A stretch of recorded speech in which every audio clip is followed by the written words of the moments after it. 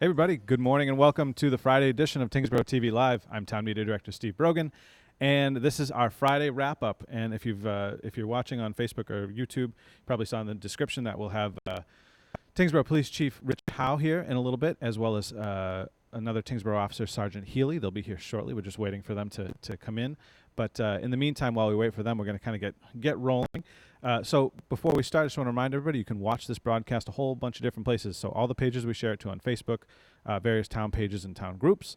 You can watch us on YouTube as well. If you're watching on either of those, feel free to ask questions if you want to. Submit them for our guests or myself or whoever, or just chime in on the conversation if you want to hear us talk about something else if you get bored. You can also watch us at Comcast 8, Verizon 29 here in the town of Tyngsborough, and you can watch us at tyngsboroughma.gov on our live video on demand and streaming service. So tons of different ways you can check out the broadcast, and the beauty of social media is you can watch it later on as well as on our video on demand. So it really kind of helps in that way.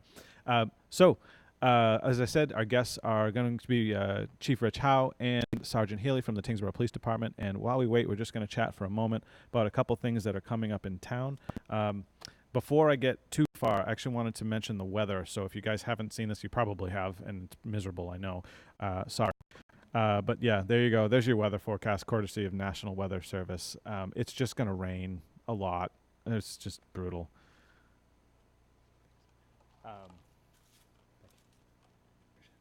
So it's going to rain a lot, guys. I'm sorry. I feel bad. But also keep in mind there's a high wind advisory.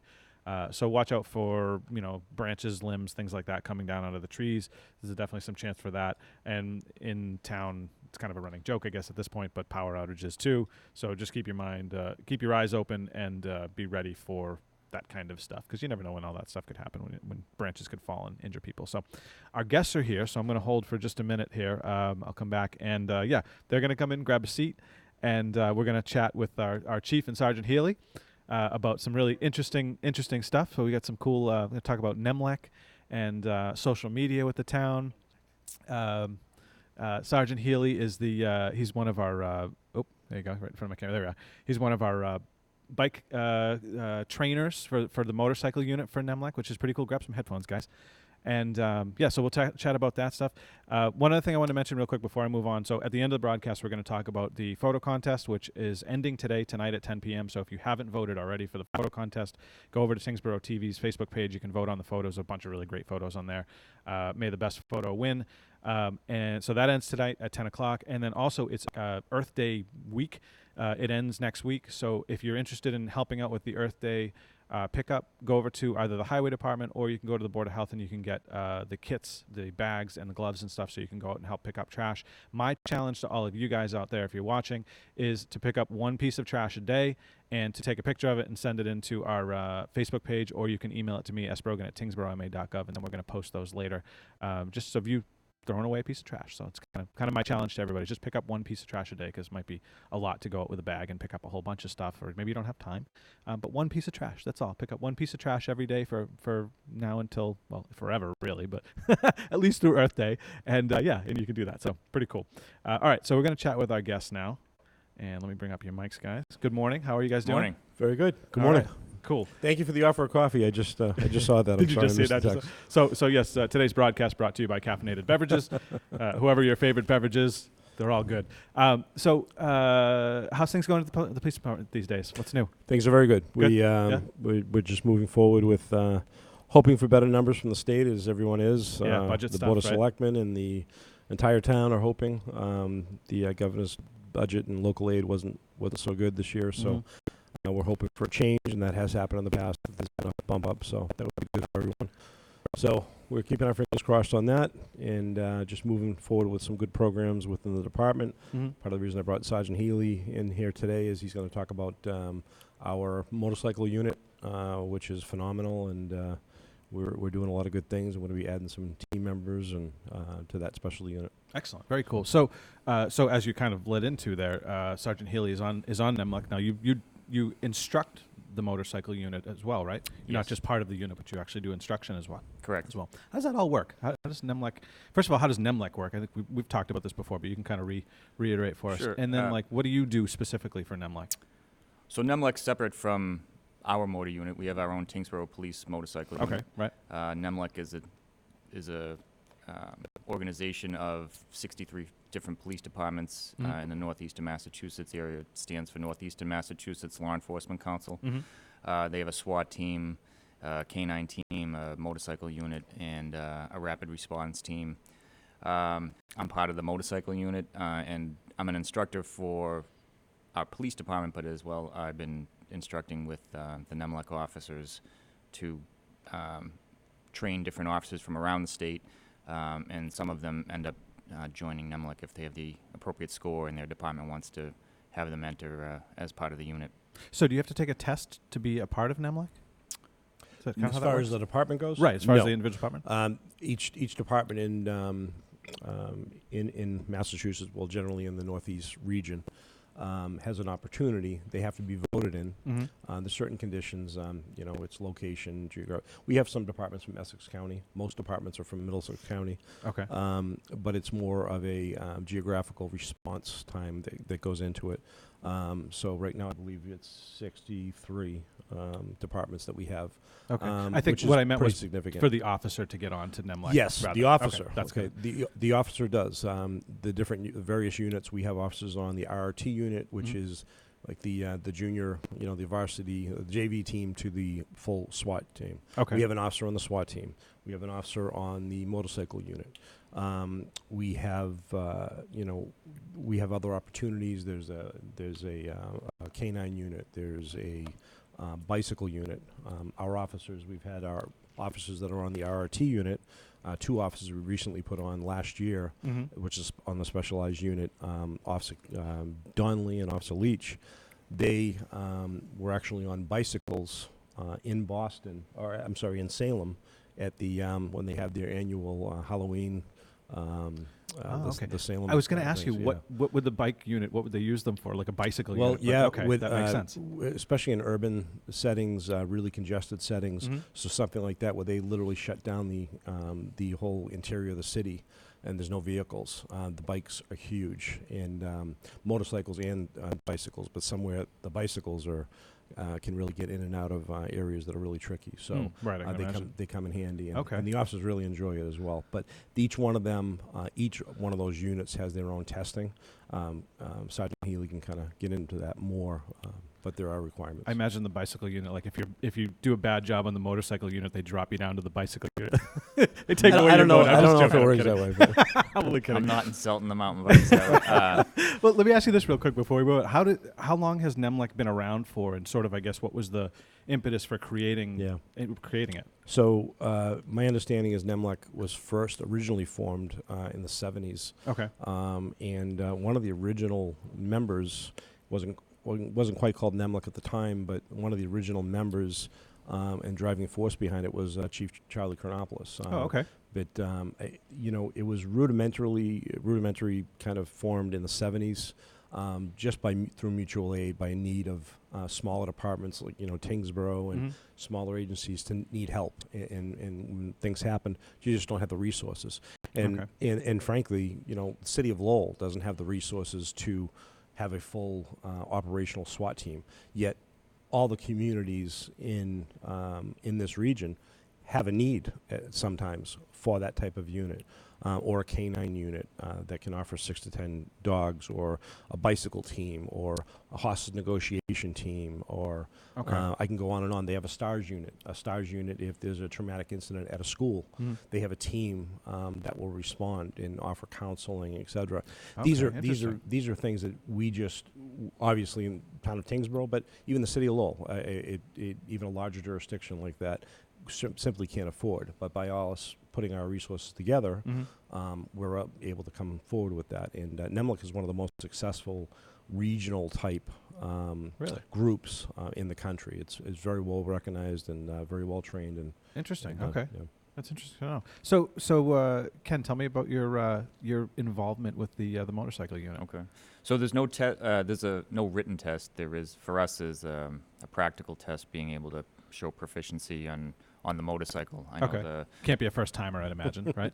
No, it's usually the same when they're passing the original course. If they score a high enough grade, and their department is allowing them to apply for NEMLEC, they can do that at the same time. Okay. but we don't have a written test. And our test is different than like K9 and SWAT and the RRT. They have a physical agility test. Ours is different. You need to be proficient on the motorcycle. Okay, makes so sense. it's a little different. As far as when it was created, I didn't know that actually about Charlie, Chief Chronopoulos. Yeah, it's really interesting, actually. Yeah, right from our own hometown here. Yeah, when I got very cool. on NEMLEC, I tried to research it a little bit.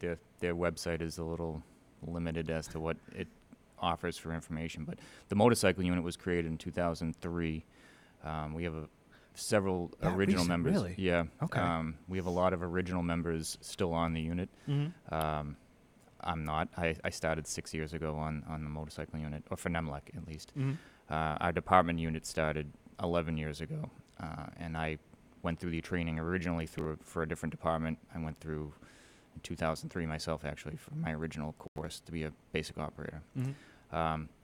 So I'm an instructor for our unit, and Lowell has been hosting several classes for years and years. So when I got on NEMLEC, or I became a member of NEMLEC, they asked me to, because I was already an instructor, if I could help assist them with training new operators. So I've been going there yearly. They have a class a year that we host down here on the Pawtucket Boulevard, right over the line, right over Tyngsborough line. So it's a 2-week course. It's an 80-hour course. Actually, I don't know when it started, but Northwestern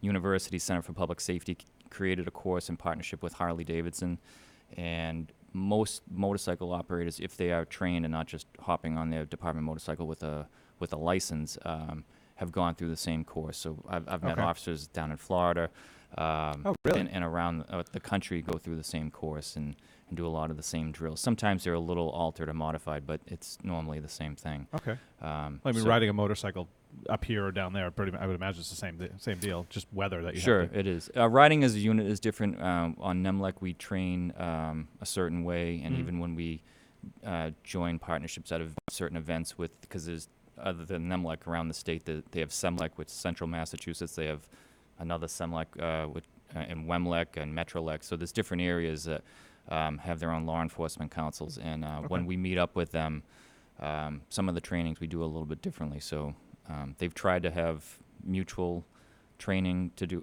be in partnership with them. It's something that we haven't been able to put together yet. Logistically, it's a little difficult, but it would be a good idea. But so then some of those same techniques that we use on NEMLEC, we've been able to bring back. Lieutenant Wagner was part of NEMLEC, and I've been part of NEMLEC. We bring it back to escort or do our own events. So we operate the same way just because we're with part of the NEMLEC community. So a lot of our officers who aren't on NEMLEC go through some of the same, or have demonstrated some of the same exercises that we do when we're out on NEMLEC at an event. The mountain bikes, other than Salem too, the chief said that just recently, this last Monday at the marathon, we were out there. So the mountain bike, or the RRT and the SWAT guys were all down there for added security and right. I imagine presence. that's kind of an all hands on deck an event like the marathon or something to that It stature. takes. So what happens is, when there's an event like that, a email goes out. Email goes out from the heads of the organization and asking for the chiefs to commit, because we don't have to commit to an individual situation, because there is an expense on each department. But right, because there's overtime implications. Absolutely, in that, I imagine. and so those are the type of things that, there are events. There are sometimes that we say, we really can't commit to this one, but generally, most or all chiefs do end up committing some resources, and that's the whole point of having such a large organization. And at the end of the day, we have events. We hosted the Trump campaign here, a couple years ago.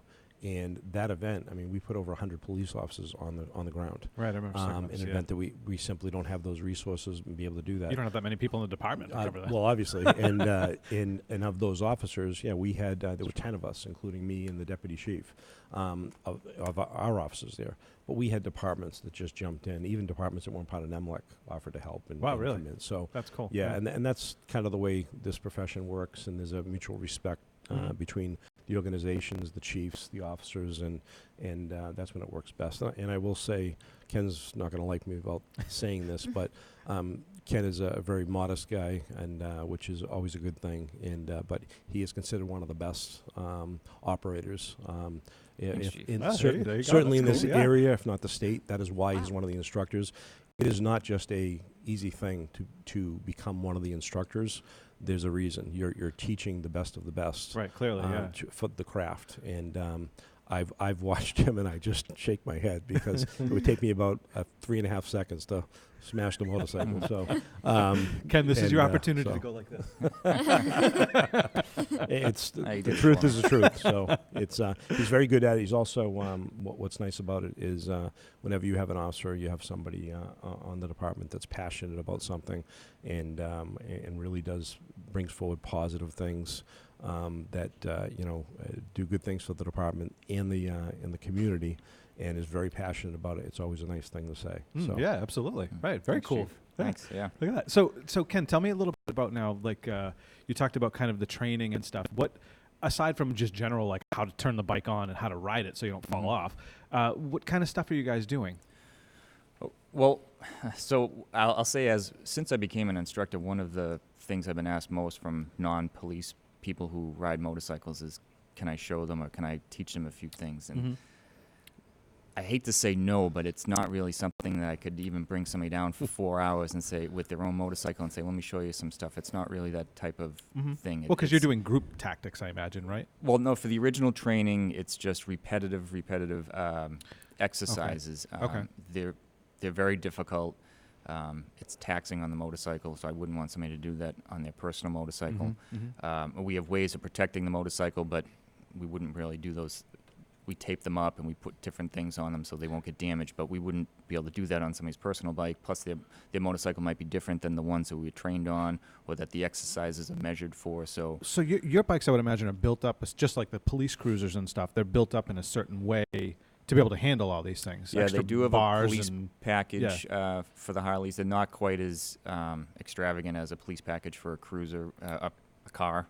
The cars are, there's so many things that. Well, right, yeah. I mean, but the motorcycles are less, but we tape them up. I mean, the biggest part of protecting motorcycles is the engine guard and the saddlebag guard.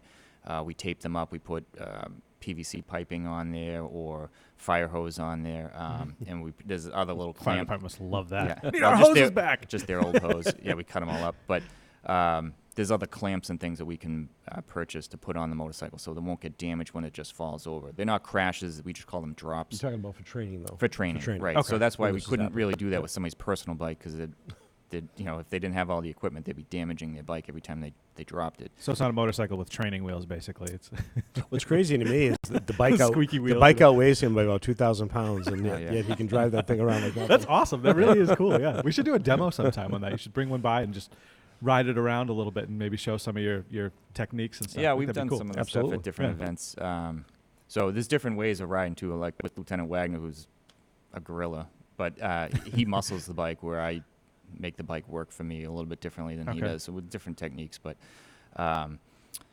so I couldn't really show a civilian rider. And let me show you a few things. It's not really the way that the course works, but it's just by repetition and practice, and it's fun to watch the new officers every year because they don't get it for such a long time, and then it just clicks. Like all of a sudden, everything comes together after a certain amount of days, and then they become very proficient at doing all the different exercises. Our most important exercise probably is braking exercises. We teach officers how to brake to avoid a crash, but then also to avoid the crash that's coming in behind them, because a lot of the motorcycles have more stopping power than a car does. Really? So Okay. yeah, so if I had one day to show officers anything or teach them anything, it would be all our braking exercises that we just do over and over and over and over again. So it becomes so second nature that if an accident's going to occur that is so split second, they don't even have time to react or to think. They just all of a sudden brake on their own, and certain braking techniques that we want them to perform versus what the nature would be. So I think second nature, or whatever, first nature would be to go to the rear brake, which there's only about 10 to 20%, depending on the year of the motorcycle, of braking power on the back. So Really? we teach them to go to the front, go to the front, go to the But front. wouldn't the front cause you to like flip over the No. front handlebars? Yeah, basically? no, and It's counterintuitive. I've done that on a bicycle, Yeah. so that's why I asked that. So have I. an endo, an endo, but that not on an 890-pound motorcycle. It just doesn't do Right, you add the uh, weight to it. Okay, all right. So That makes actually good sense. with the front brake, when all the weight is diverted to the front if you're using the front brake, and then the contact patch becomes bigger from the front tire, and then all your stopping power is right there. Versus Interesting. now Okay. all the weight is taken off of the rear tire and an emergency braking, so it locks up very easily unless you have ABS. But and we teach them how to work out a lockup, or a front wheel lockup, a rear wheel lockup. There's different ways to perform that, and to get out of it, I should say. Okay. So it's just over and over and over again how to do that. Even if you have ABS, we don't allow ABS we make them work it without having ABS come on. We give them ABS warnings.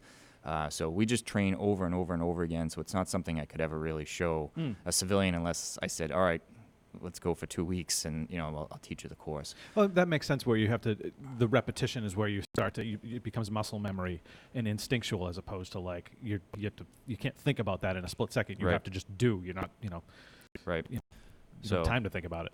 one thing I did come up with last year, but it was at the end of the season. The chief said, go ahead and do it, but it was kind of late. Because I can't show people or teach civilians how to ride, I've thought of using our social media from our motorcycle unit to put tips up, maybe weekly tips on motorcycle. That would be cool. Yeah, right. Because there's a lot of It's a things. good time of year for that, actually. People I mean, are starting to break the bikes out. Some veteran riders might see them as, elementary, but or juvenile, not juvenile, but Basic. new novice. Yeah. But some people just might not think of some of the tips we might be able to give them on how to ride, whether it's solo or tandem, and Well, how about even like varied road conditions? Wet road, sandy road. That kind of stuff. I Sure. imagine. Do you That would guys be a go tip. over those kind of things? One of the first. What do you think's the worst, other than snow and ice? What do you think's the worst time to ride a motorcycle? I would imagine sand. When at the end Sand's of the bad. end of yeah. the season. When the Yeah, sand I'd will always go. recommend waiting until the street sweepers come out. But Okay. no, a hot day with a quick rain that the sun then comes back out is the worst time to ride, Really? because the oil comes up out of the road. But Really? a long time rain, if you have it rain for a day or two, the water is able to wash the oil off to the side of the road for the most part, so it's not as slippery. You do lose grip when it's raining and it's wet. Okay. But if it's hot, so the tar or pavement's hot, and then it rains, so all the oil comes up, and then it's a short rain, so it doesn't wash it off, and now the sun comes back out. That is, when the ground is still wet, that's the worst time to ride. It's Interesting. very I never slippery. thought about that. Wow. Okay. I mean, I don't ride motorcycles either, so Yeah, right. I'm How about kind of afraid of them. if you're alone, if you're riding by yourself, where would you ride in the lane, do you think? I have no idea. I mean, I'd guess the furthest to the right. I'd want to be away from the cars. I'm kind of Well, a chicken, though. So That's half right. I would have thought if you have no motorcycle training in the middle, because you just want to be away, but that's the worst place to ride, because every drop of oil from every car that has gone over thousands and thousands, if not millions, I of see. times. Yeah. So the oil slick is the middle. So we ride in the tire tread. So you're the right or left. Okay. I used to like to ride on the left because I wanted to control my lane. I didn't want anybody to pass me or think that they could pass me because I'm over on the side of it. Mm-hmm. But with texting and things now, that might not. Yeah, right. Sometimes I'm riding going, this might not be my best option right now, so I'll Mhm. go on the right side, depending on the road. Just But driving in cars, I get nervous with the texting and driving, Yeah. and people people swerving into your lane and then back out again. Yeah. And oh man, it's definitely an frightening. issue in the last Yeah. 10 years that have become worse with the smartphones, and it's worse and worse. So yeah. it does make me think when I'm riding sometimes of it's not the safest option all the time, or at least I hope they are able to do something with the texting. Hopefully. I know my Hopefully. ideas on it, but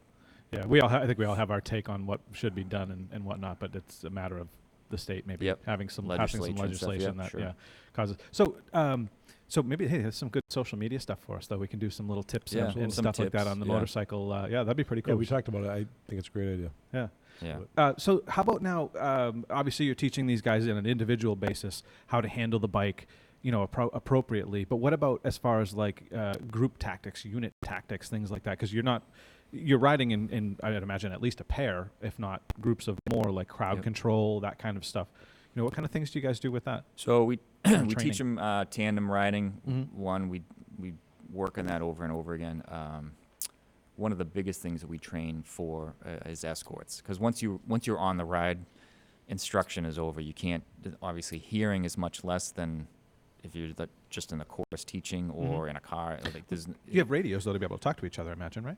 we have no, because there are police radios, so whatever we're saying, everybody can know, or anybody in Scanner World could hear. So yeah, no, it's kind of. I mean, if we need to say something that's important, yes, but as far as the escort or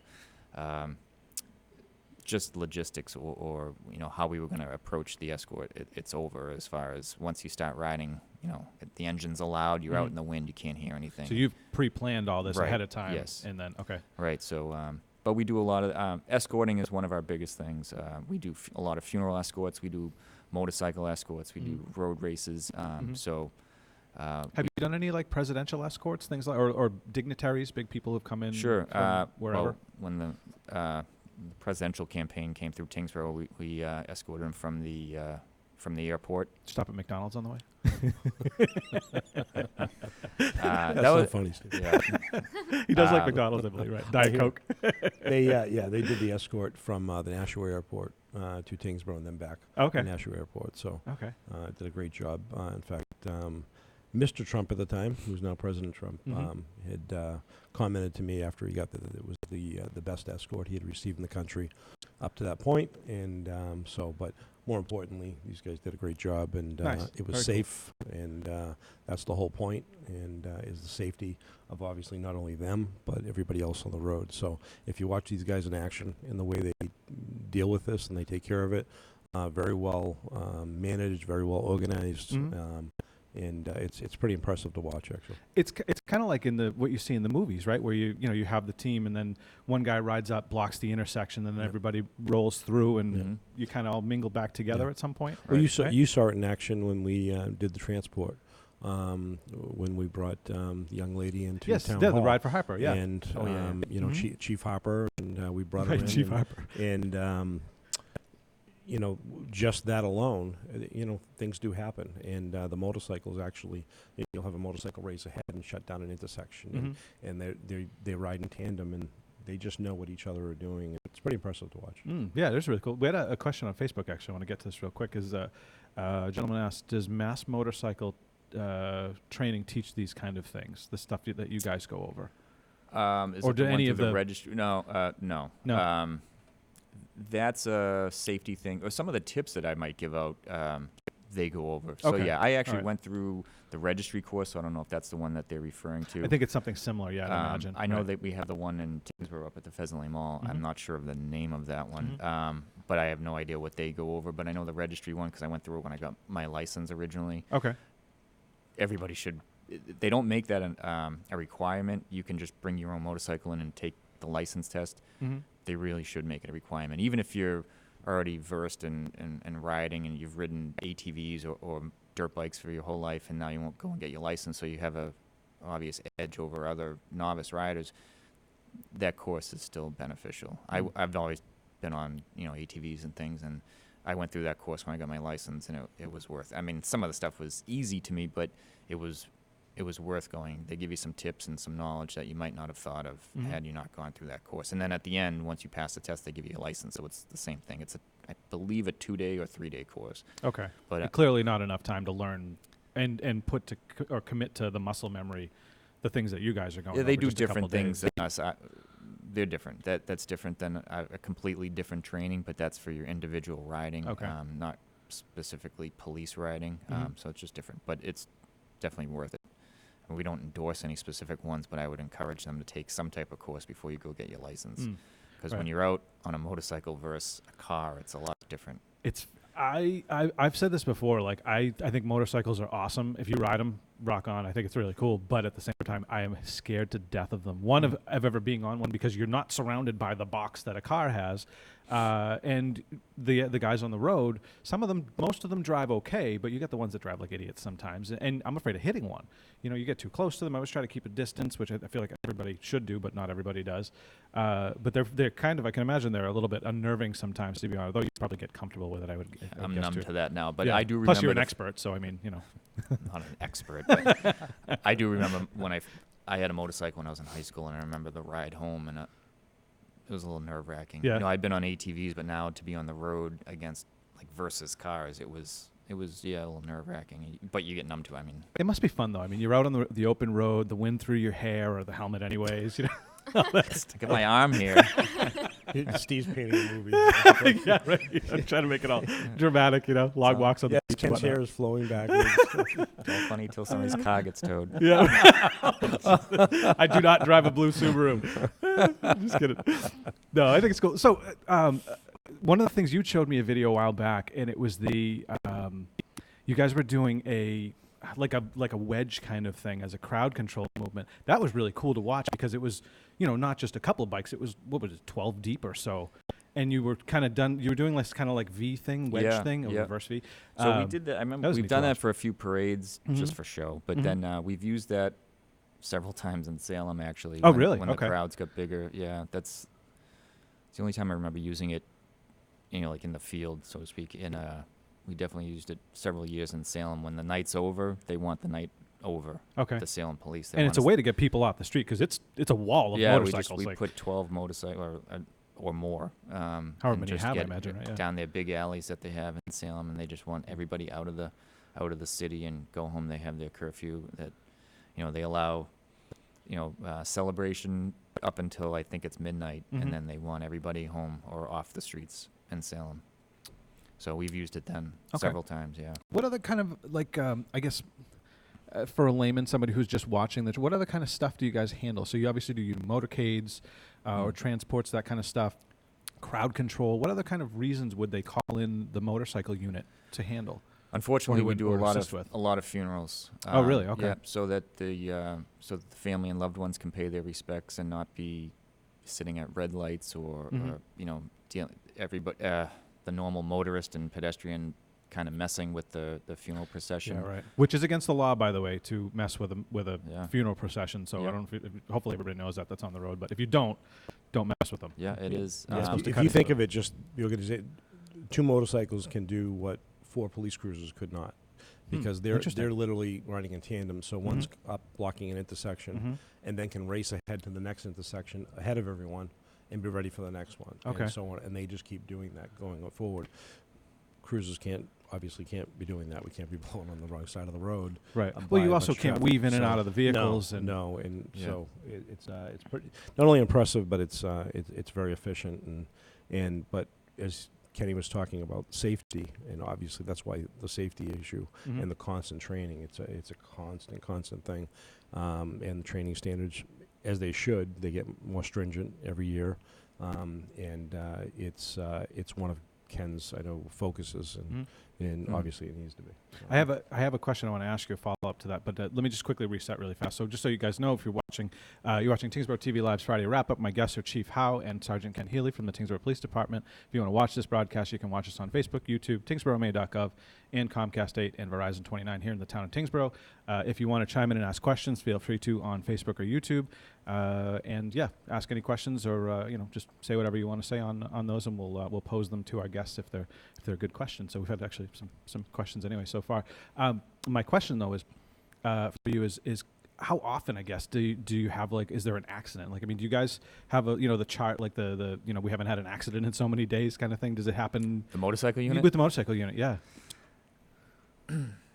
We've had one in 11 years. You're kidding me.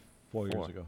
4 years ago. Okay. Wow. Yeah, That's so just fantastic. one, yeah. So one accident, and that's amazing. One of our officers slid on sand. Yeah. Okay. He went down and he lost a few days of work, and but he's tough and came back and That's who's incredible. since recovered, and he's a very proficient, obviously they all are, rider, but just these things do happen. So Yeah, well, that's why I asked. I mean, because eventually it's going to happen, you know, and it's not necessarily going to be anybody's fault. It's just like a sandy road or a, you know. So that's amazing. Though. That's really a testament to your training. It's a testament to this group of officers that we have in Tyngsborough, and the training, and Ken's leadership in the group. Prior to him, the people that have been in charge of the group have safety's been number one, and you know, it's obviously a well supported. Obviously, I support it, well supported. As chief, the previous chief also did, and these guys do really an outstanding job, and everybody loves it in the community. It's obviously it's a cool thing to watch. It's very impressive, but even more being cool, it adds a lot of value to the department. Just having the motorcycles out, first of all, you know, from an economic standpoint, gas mileage, everything that's right. Every time an officer is out for 8 hours in a motorcycle, the gas mileage is a significant difference. What do those get per gallon? Do you know? It's funny that you ask, because I was sending it to the deputy chief last year when he'd give me a hard time, and I would say, oh, yeah. So after my call-outs, I kept sending him my gas mileage, and he asked me to stop. But somewhere between, so call-outs with the new motorcycles, which they're a larger engine, but for some reason last year we got our, they were called 107s, that's the size of the engine. Okay. We used to have 103s, and we went from 34, 35 miles to the gallon to last year I got 42 was the most, and I had 35, averaged about 35. So 35 to 42. They're more efficient. I guess, more efficiently. I think I'm going to have to switch to a motorcycle to overcome my fear, but wow. So the engine's been getting bigger, but they've been getting more gas efficient. It's double of what, you know, a cruiser would get. And not to mention the fact taking a car off the road for 8 hours, the wear and tear on the vehicle, everything else, and then what they add to just traffic control. You know, never mind all the, you know, specialty events. You know, whether it's escorts, everything else. It's safer. It's more efficient. I mean, there's a huge plus side. But then we have just, you know, traffic in town, running radar, which we have plenty of. There's areas that we just can't. You know, it's pretty tough to sit at Middlesex Road with a cruiser and run, you know, get people running red lights. Right. We've talked about this before. There's no place to put one. Right. Yeah. On a motorcycle up on the curb, you know, it's just a much more efficient way to do things. Are they less expensive to maintain as well? I mean, a cruiser is a much more complex vehicle than a motorcycle, I imagine, right? Significantly less expensive. I'm surprised you're not like, all right, no more cruisers for the summertime, just motorcycles. Yeah, it's not going to quite work that way. It's hard to transport a prisoner on the back. Yeah, that's true. Yeah. So actually, that leads me to a question I was thinking of: is what kind of stuff, I guess, does a motorcycle carry? Because there's not really, you get 2 saddlebags, and that's pretty much it, right? And your belts. Yeah. We still have medical equipment that we need for calls. So basically probably shouldn't talk about other things other than just the medical equipment that we have. That we carry on there. But I mean, it's like you don't have a rifle rack on the side. There's no place to put anything like that. That's what kind of. Our deputy said no to that. It was a thought. That's what's scary. I was kidding.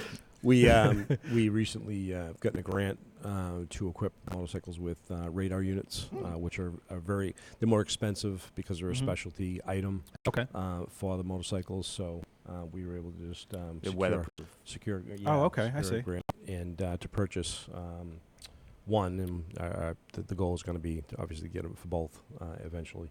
So we're excited about that. That will be a nice addition. Interesting. Okay, cool. But they can do everything. So on patrol, our motorcycles can go to all the calls, except we're not able to do lockouts, which our department still does. A lot of departments don't, but lockouts of motor vehicles.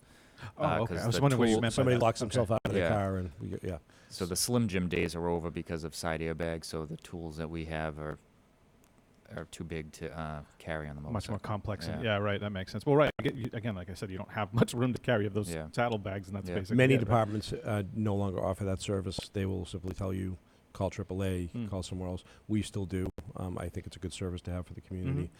So our cruisers do carry the equipment to be able to do that for people. In most circumstances, some of the new cars, we're not gonna be able to help people out, but. In most, I'd say most instances, we still can. Yeah.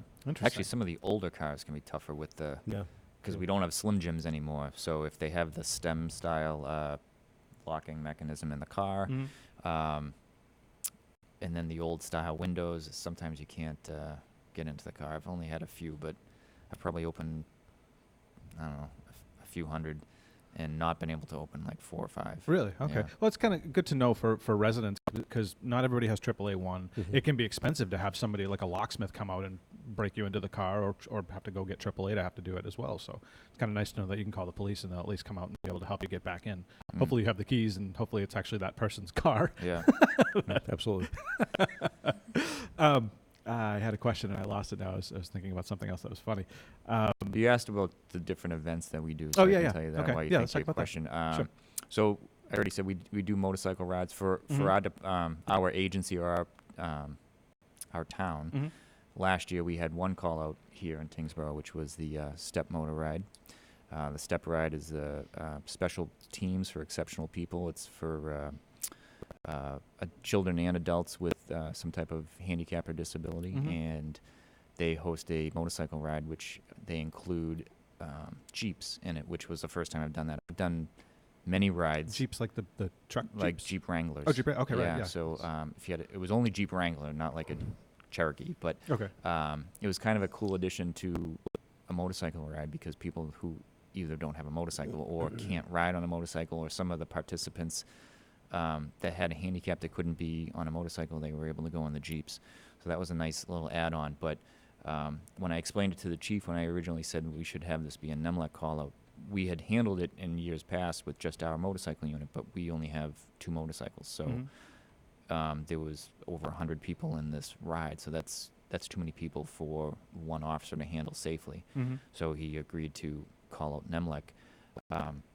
But it makes it safer for the people that are in the ride, for our community, but then the other communities that we travel through, for the motorists themselves, but then for the community, so there's no accidents, because we're able to handle all the control and handle all the lights and stop signs and other cars. Mhm. So it gives us a lot more control, and there's a lot more safety for everybody involved for it. So that was a ride that turned out to be a really good ride. So I don't know the date, if they've Are you guys gonna established do the that date again? yet. It Yeah. was in August or July last year. Yeah, it'll probably be in August again this year. It's a phenomenal event. Okay. I think this past year we ended up with well over 200, maybe over 300 bikes. Okay. I think Yeah, this yeah, past year. it was a big ride. It Yeah. was a I big remember you ride. had sent me a Bigger message than to come average, take pictures. so, I wasn't available, yeah. but And yeah, I saw the the ones after you accolades got. that we receive. On a side note, you may not be aware, but so I have some involvement with the STEP group.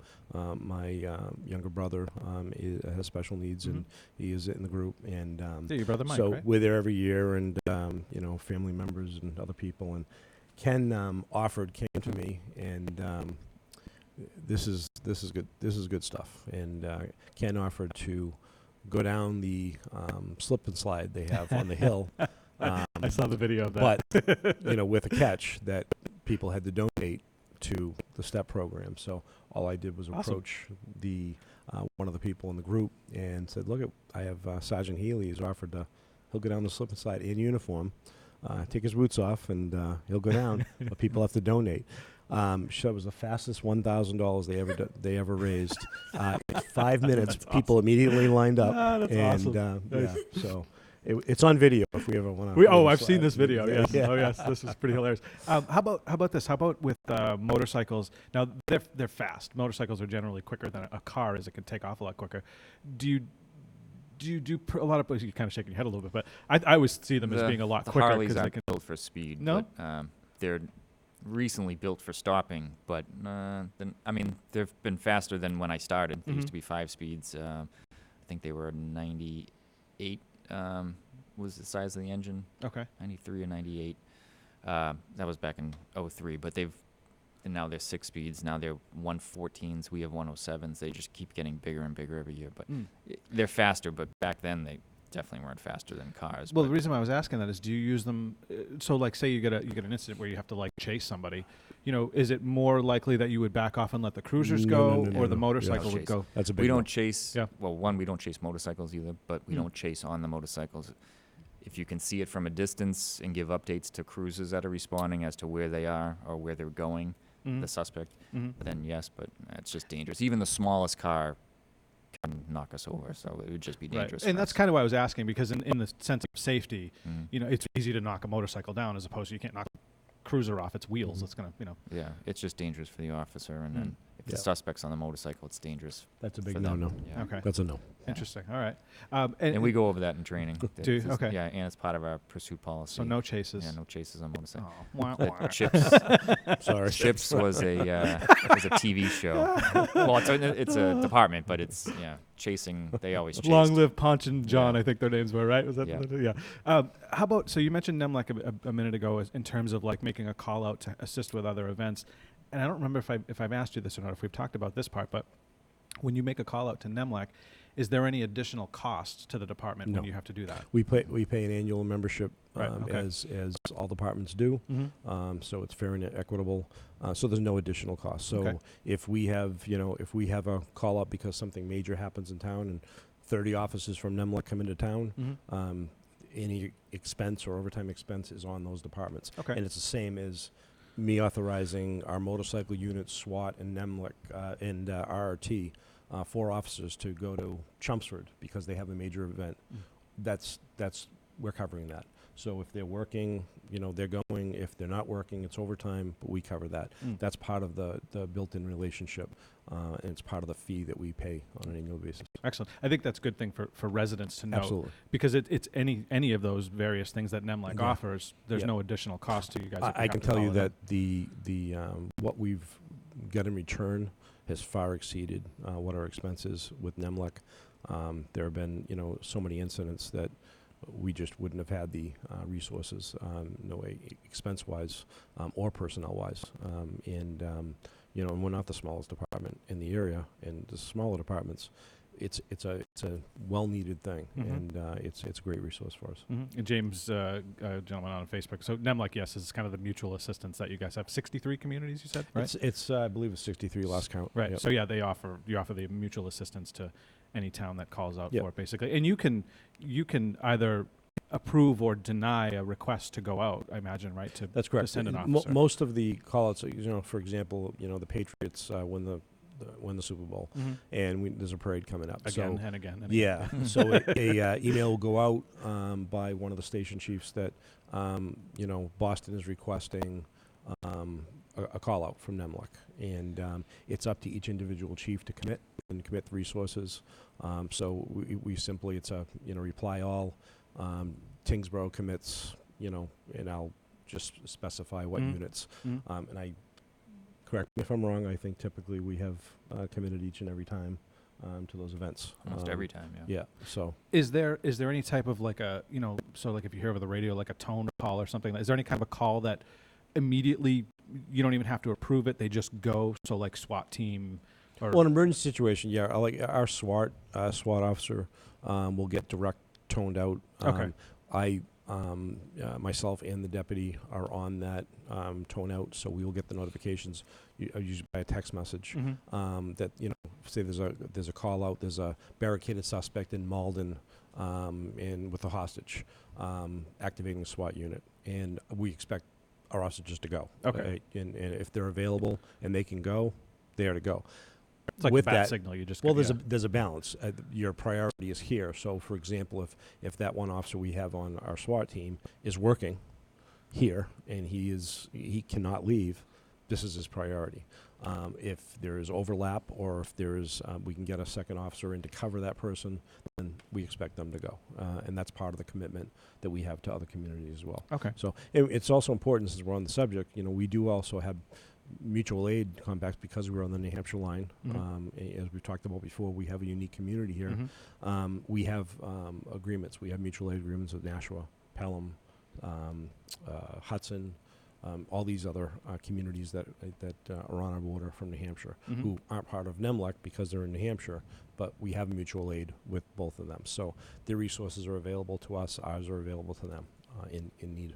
Excellent. To give you an example, well, NEMLAC's not always used for emergency situations, but to give you an example of sometimes that we would be called out, and they do it by phone. It goes out a page, or it's not a page, we don't have pages anymore. Beep, beep, But beep, beep. that was- we don't use those That was anymore. before my time on NEMLAC, but a text goes out to everybody's phone that they want us to respond. If it's an emergency, a scheduled event we know about, and, we're paged out the same way, but Okay. an emergency event, the gas explosions in Lawrence, we went out for that. The SWAT team went out for that. The RRT the rapid response team went out. Mm-hmm. We had one here probably 3 or 4 years ago. We had a missing girl. This is an example of the RRT being used. We had a missing like 3 or 4-year-old girl. It was the 4th of July, or the 3rd of July, 4th of July weekend. Mm-hmm. And we had a storm coming, like a rainstorm, badly coming, like a bad one coming within the hour. Mm-hmm. And she was missing, and the family was distraught. It was getting dark. It was about dusk, and I remember Lieutenant Nasworthy immediately having our dispatch activate the RRT team for Nemlec to have 100 officers at that address within the hour to be searching the woods. Wow. Because It's all hands on deck. Mm-hmm. right, Mm-hmm. Yep. that was something we needed to find her right then. It was just it's a storm coming, but the perfect storm of this is not a good situation. We Mhm. need more help than the officers that we had working here in Tyngsborough to find this girl. Mm-hmm. He ended up being in the house underneath some covers on a bed. But No way. Yeah. It happens Was a she lot. really? That happens a lot. Oh Yeah. no. But when I say it's a great organization, I mean, this is an example. What happens is you end up with many more officers than you could actually expect because people come in on their own time. They'll just respond, and it's not to make a buck. It's they want to help, and that's what most of the officers. And Ken is more of a typical officer who belongs to NEMLEC. Mm-hmm. They are eager to jump in and help Mhm. wherever it is, the other communities, because we know there's going to be events that happen in Tyngsborough as well, and that Mhm. we're going to want and expect the same service. Mm-hmm. Well, you kind of alluded to that earlier in the show, like just that sense of duty, and I mean, you're sworn officers. Your job is to go to help the people who need help, basically. So I feel like you already have that sense of, being a police officer, you have that sense of duty. I feel like stronger than a lot of other people. So that makes sense. Yeah, I can totally see that. the guys on NEMLEC are guys that want to do their positions.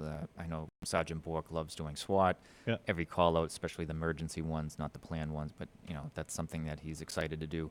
I'm excited for my events, whether they're planned or not planned. Mhm. Mhm. And then our new officers, Officer Donnelly and Officer Leach, they're brand new on the unit, but they love doing anything that they're allowed to do. Right, and yeah, they've yeah. seen some already good events being part of just within a year. Oh, I'm sure. Yeah. We talked about it, I think, on air, the Lawrence explosion. You wanted Mhm. to interview them. I said, no, I'm Mhm. sorry. Mhm. But they were in one of our marked cruisers Mhm. patrolling in an area of Lawrence, as many other departments from NEMLEC had the same. Mhm. Had two officer units patrolling the streets of Lawrence. Excellent. And without that, that city could not have covered and kept There's- law and order yeah, there's no while way, they were dealing right. with the catastrophe they were dealing with. Right, Yeah. especially of that scale. So let's change gears for a minute and talk quickly about social media.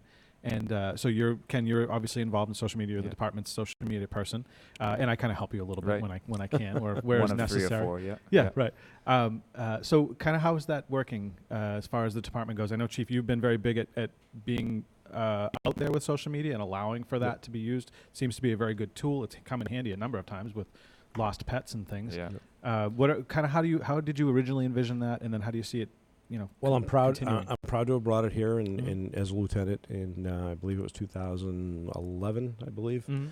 and it's crazy to think how much it's grown since then. Mhm. And I'm my posts were always very kind of boring. I don't use We jazzed it I up don't a use little emojis, and so as soon as and it's one of those things, you have ownership of something and you really think it's important, and I wanted to find the right person to kind of hand it off to and get them involved, and Ken is, and he's got the right personality for it. I trust him with it, and I know he represents the town and the police department well, and with it. So with that, he's taken it to the next level, and and I joke about the emojis, but it is It's kind true, of though. funny. It's funny because Healey, can you people bring up the Twitter page for me? by the way? people will laugh and get a chuckle out of certain things, and it engages people.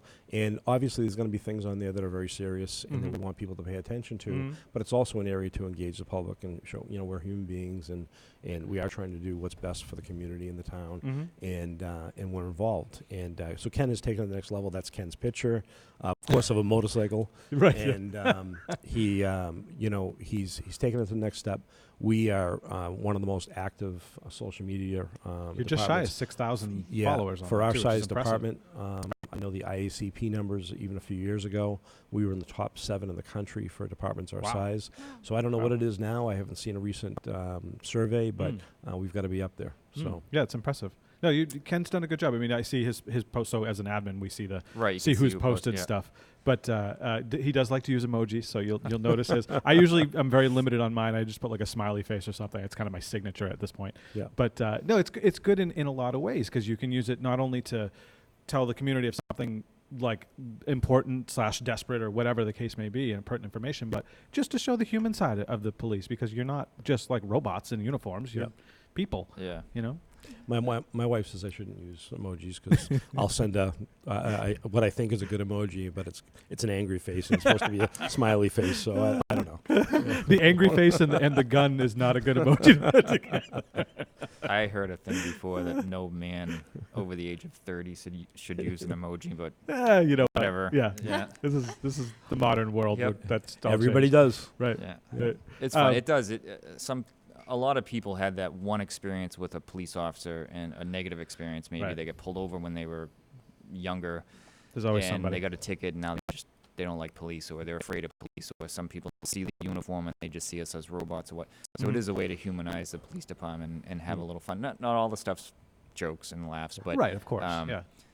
Even the chief has said, yeah, let's have a good mix of serious but then fun, but then back to serious again. And so I've already been doing it 2 years, which is went by fast. And you know, you take the good with the bad, and we all know, and I'll be blunt. I mean, there's people on social media that typically, unfortunately, just have nothing but negativity, negative things to say. Yep. They sit behind a keyboard anonymously many times, and it's just negative, and they really, some of the times, don't have all the information or know exactly what they're talking about, but hey, let's jump on board and bash what's going on.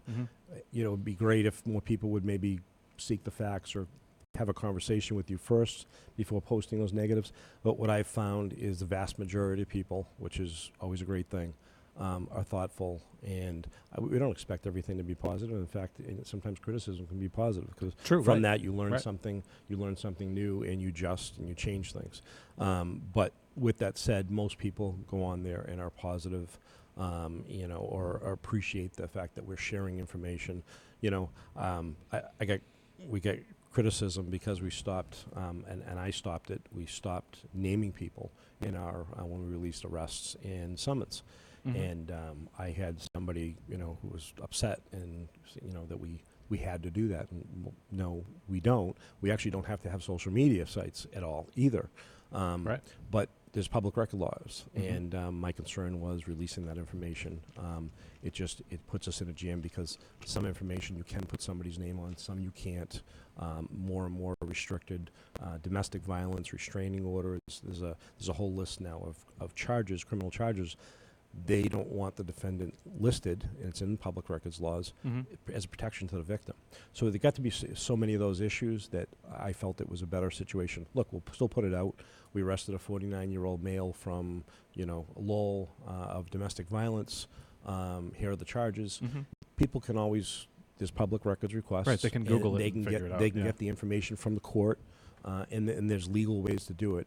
But it's still a positive. We're putting the information out, and we're trying to keep it active and be transparent as possible. But there's not always going to be that information that we can put out. You know, if a 15-year-old gets charged with something, the name is not going in. Well, there's reasons. It's called the law, and that restricts us from being able to do that. So. Well, it doesn't, and to your point, it doesn't matter who did the crime necessarily. It's just that you're alerting people that the crime happened. You arrested somebody for a home invasion or robbery in town. It's alerting the residents that has happened, so at least they know to be on guard. Yep. But yeah, you're right. You don't have to know who the person is. And if you want to, Google. You have these fingers. You can go on Google, and you can certainly figure it out some way. It's probably somewhere, but it doesn't necessarily have to come from the police department because that's not your job to out people anyways. It's just to catch the bad guy. Right. So social media is cool. It's got its. You're right. It's got its drawbacks. It's definitely got its keyboard warriors and the armchair quarterbacks. But then, to your point, you get a lot of really good feedback sometimes from folks as well. You know, we've gotten you know, feedback from people. You know what? That's a really good idea. You know what? They're right. Let's try this. Let's, you know, that's something we hadn't thought of before, and that's the stuff that's really appreciated. There's so many of those too. So many different ways that we've used it that I wouldn't have thought of when I first started doing it. Letting people know what we're doing, what events we're going to, what events we're hosting, or what things we're a part of. Just even, I don't know, drug give. What do they call that? It's the prescription drug. Right. Prescription drug That's just a drop-offs, thing. yeah. Well, the Save a Life tour, Yeah. There's a lot of these really cool things that you guys do. The health and safety fair we just had. Just different events that even we're doing. even our farewell tour with Deputy Chronopoulos. Right, yeah. I still hear That was from a lot of people fun. about that in the community, and they still laugh because it was done so, it was real. It was generic, and it was fun, and it was a great way to say good luck to a really good person who put in 32 years here, and so that's and when you and Ken retire, we'll do the same thing. Yeah. No, you're not. Oh man, One that we had, that trampoline, the stolen trampoline, that was big. That ended up getting remember like that. Yeah, 30,000 views or something for that video. And it turned out it wasn't even a crime. It was somebody had posted it. The biggest the guy one was coming was to get it. the awning from. Oh right, yeah. I think of the name of the restaurant. The old Firehouse restaurant. I can't think of the new name. Cazadores. Yes, Cazadores, right. That had 45,000 views in that video. And wow. We've solved under an hour. And they were both solved. Because of social media, under an hour, we've solved several different things. So but even Lost Pets, we had one a couple of weeks ago. Yeah. In 19 minutes, we had the owners of the dog that had gone wandering down Westford Road. Yep. So the people that are engaged in a positive way are so helpful, and that's why these things get immediately solved, because people are watching. It's incredible. Right. We had one that was good. We found a World War II veteran hat, or a hat that belonged, a baseball hat that had World War II I recall on this it. one. Yeah. And I remember just walking downstairs. We had just had roll call, and Lieutenant Cassell was like, "Hey, can you put this on social media and see if anybody knows who that is?" I'm like, "Oh, okay." So we took a picture of it, put it out, and then the next day, the owner of it, or it might have been that same shift, the owner of it contacted us. And it was theirs, and so we got it back to them. We had a cruiser bring it over to their house. World War II veteran. So he was a gentleman from town too, I think, right? Yes, like they sent us a card. So just keep them nameless, but they sent us a card thanking us for that hat. That hat belonged to. He was in his 80s, and he passed away that Friday. We got the hat back, and then his wife was now given the hat. It was an old baseball hat that he had. It was like, it was weathered. And but it was very important to that family. It was just a minor thing that, Lieutenant Casella was like, "Hey, can you put this on social media? Maybe we'll come up with who it is." I didn't even think of it. I had seen it there for a few days on a desk down in one of our offices, and it was a good idea on his part, and we put it out there, and it was solved. And it was very meaningful to somebody's family, and then went to his wife, the owner's wife. Yes. But he knew before he passed away, he got his hat back to be able to give to his wife. Right. So. Wow. Yeah. I'm proud of the program because as we just talked about, when we at the time you get told, well, there's going to be a lot of negative people on there, and you're opening the doors to having those particular kind of people to bash you and everything. So that's fine, because far more people are not like that and are going to add positives, and it's going to be a far more positive thing than a negative thing. And it has been by far. Right. Absolutely. I can totally. I mean, having done all the town social media stuff, it's like there's way more good people than there are bad people. Sure. There's the few, who they are, the instigators and whatnot. And we know everything. Exactly. Yes. Right. Exactly. About everything. They've been a police officer and a firefighter and a whatever, highway department person, whatever. But it is a good social media, for all its drawbacks. It has way more positives. Absolutely. Clearly it's helped in so many different instances, whether they've been catching somebody or getting something back to somebody that's been of great importance, sentimental value, and so on. So it is very cool, and the fact that you guys do that and allow for that, I think, is really excellent. So we're going to wrap it up. We're actually past 12 now, so it's definitely time to wrap the show up. Thanks to everybody for watching. Hope you guys got to have some fun hearing from the chief and Sergeant Healey. clearly another really good use of social media. We get to talk about all kinds of issues and let things out there and air them out so that people can actually hear directly from you guys as opposed to just wherever they hear stuff from. So thanks again for you guys and all the hard work you do. Very much appreciated. Thank you for having us. You're welcome. Thank you. Absolutely.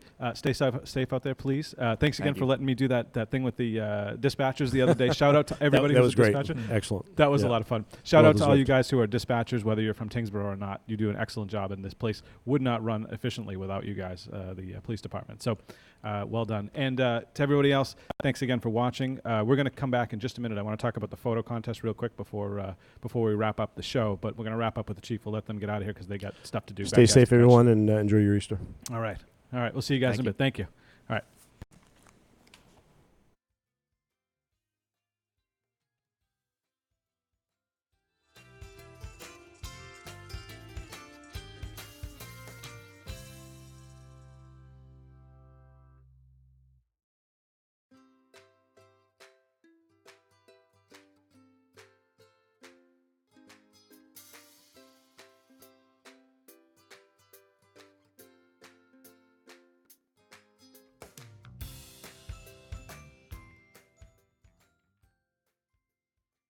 There we go. Hey, everybody. All right, we're back. I just wanted to, before we wrap up the show and finish up, I know we just lost all our viewers. Everybody tuned out because they thought we ended the show. I want to do one other thing before we go. Actually, a couple other things. First of all, I want to go over the photo contest. Tonight, the voting ends at 10 o'clock, so if you have not already, get on Facebook, go onto the Tyngsborough TV Facebook page, and cast your votes for the photo contest. Kaylee, if you want to bring up the images, we can just quickly go through them. I want to show these off one more time. We have gotten some incredible photos. I'm really excited about this photo contest. This was our 6th annual. We do this twice a year, so once in the spring, once in the fall. And anybody who either lives or works or goes to school in the town of Tyngsborough, you can enter into the contest, submit your photos. Awesome stuff, really. It's so much fun seeing the variety of photos. We've had lots of different people every time, some consistent ones through the contest, but a lot of different people that have joined in the contest. So it's just always fun to see the variety of photos that come up, the quality, the variety of ways you can show the same thing in some cases, like the bridge. It's just the different angles, the sunsets, the sunrise, just so many different things. Like, if you think of it as being just one static object, and how many times or different ways can you photograph something, but there really are a bunch of different ways. That cute chubby squirrel is pretty funny. But there's a lot of good photos, definitely a lot of good photos. Yeah, we think we have a kind of a sense of possibly the one that's going to end up winning the likes portion of the contest. This shot is just amazing. I mean, really, it's just one of those shots that I'm like, wow. It came in and I like kind of stepped back from my computer for a second. I'm like, wow, like, this is really. I had to look at it really, really closely because I'm like, is this real? Is it a real photo? Like, is this? But no, it's a legitimate photo. Hang on, sorry, mic up, you too, Kaylee. But it's just cool to see this stuff. So keep the photos coming. Obviously, this is the end of this contest, but we'll do it again in the fall. So keep your camera shutters clicking, and we'll just have some fun with it. And we'll get to see who the winner is with the likes contest tonight at 10, and then next week I'll reveal my choice for the director's choice. So that's going to be a tough one, too, because there's a lot of good photos in here. So I'm going to have some fun with that one. Oh, yeah.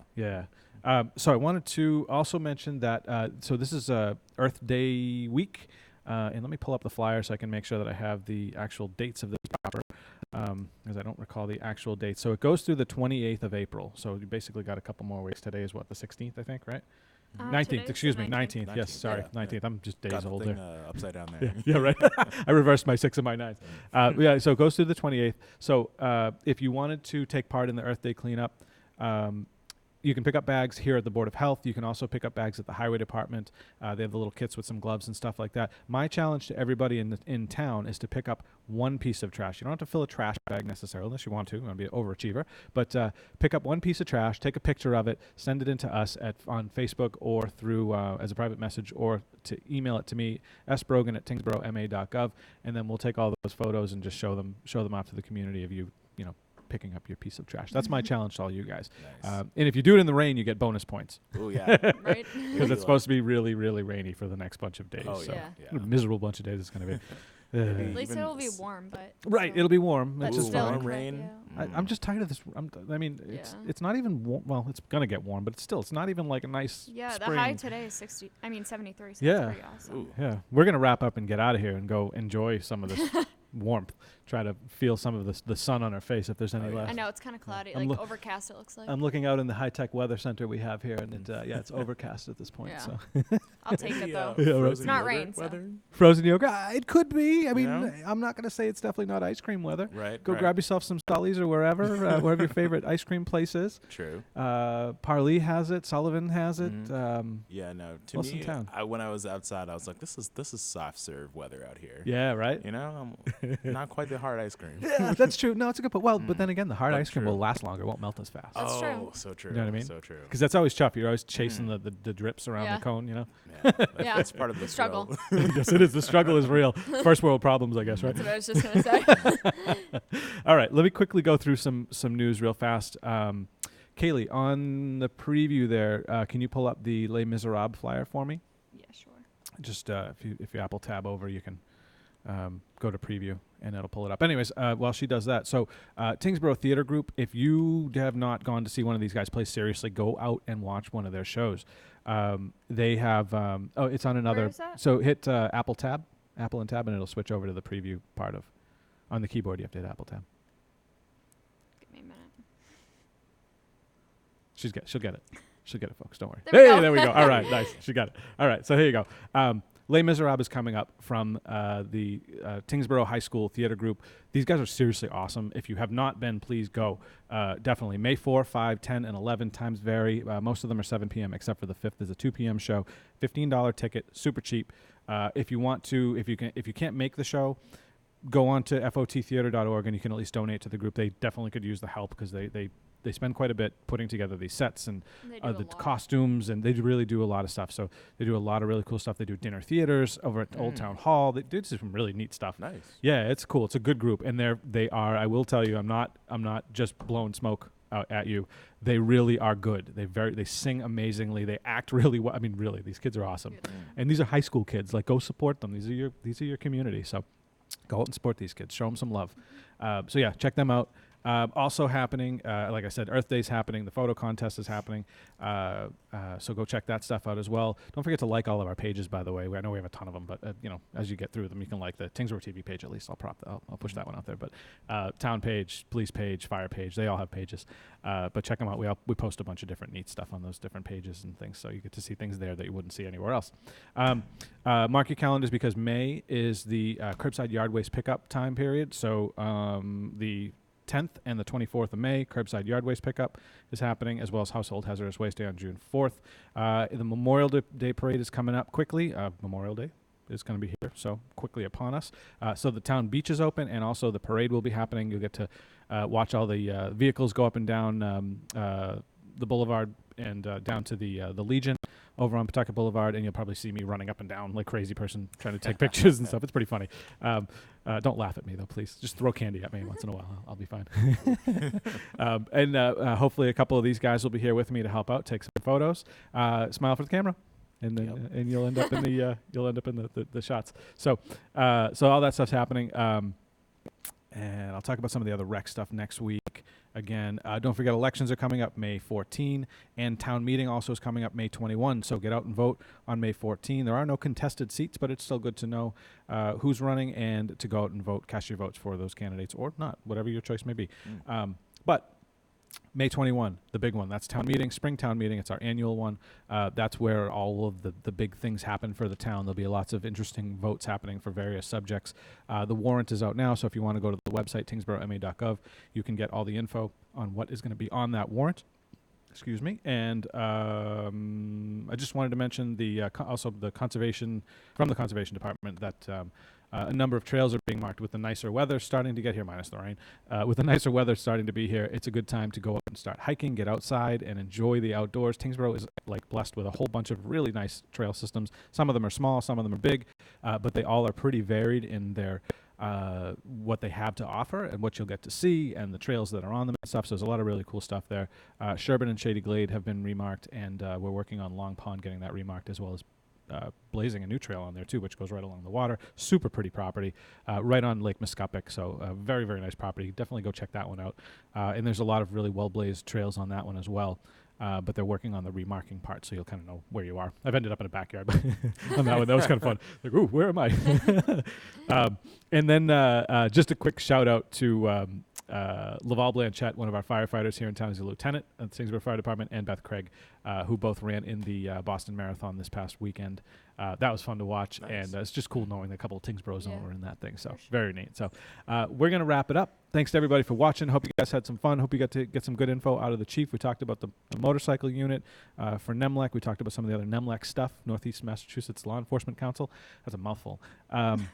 They should have come up with a better name. They got to pay more for get better names. I'm just joking. But We'll get the yeah, marketing team on it. yeah, right. We're gonna get a marketing team on that. But we talked about some of that stuff as well as, like I said, the motorcycle unit specifically, and also how the town uses the police use social media and how they've made really good use of that.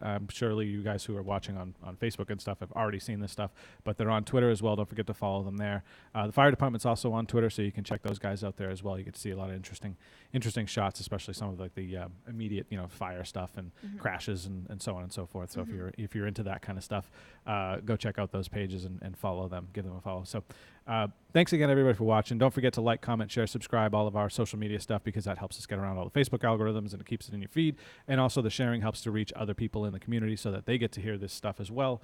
It's always very handy to have as many people as we can reached on these various avenues. So you've got obviously the traditional stuff, email, reverse 911s, stuff that goes out over the scanner if you're a scanner guy, person, and also people who follow us on social media, because if there ever is an actual emergency, we can reach you on one of those different ways. So we can post it everywhere, and it hopefully will get to you. So hope you guys have a good weekend. Enjoy. Thank you, Kaylee and Rayson, for being here. Appreciate your time. Thanks again to the Chief and Sergeant Healey for coming down and talking to us.